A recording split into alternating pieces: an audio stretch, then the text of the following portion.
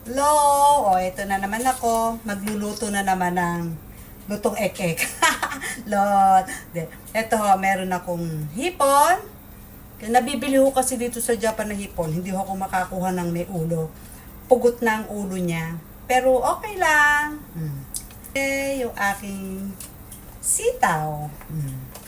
Fresh from my garden.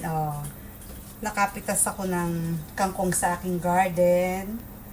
At saka, talong. Ayan.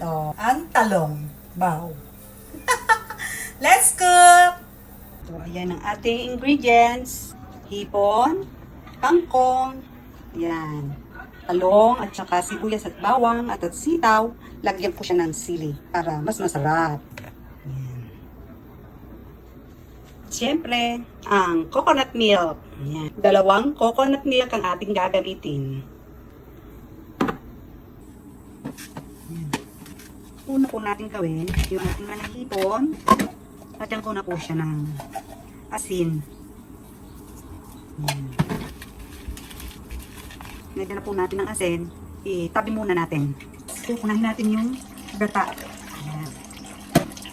Ating coconut milk. Hingin na po lang po din. Isama na natin yung bawang at sibuyas. Tingnan natin siyang kulok. Natin. Ayan, nakulong siya. So, unahin natin ilagay ang ating mga sitaw. Unahin natin ang sitaw kasi medyo matigas siya kaysa sa talong. Unahin lang natin yan. Ayan, nakulo na. Halo-haloin lang muna natin para hindi umapaw. Kasi matigas pa yung ating sitaw.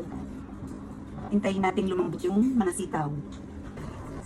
Ayan, medyo luto-luto na yung sitaw. So, ilagay naman natin ang ating talong. Lagyan natin ng paminta. Bechin. Ayan. Medyo malambot na yung ating mga gulay. Isunod natin ang hipon. Lagyan na rin natin ang sili. Ayan. Nakulo na. Wow, daming hipon na. Pansin nyo ako, hindi ako natikim ng aking niluluto. Basta tansyahan na lang po ako sa timpla. So, yan. Lagyan natin ang ating kangkong.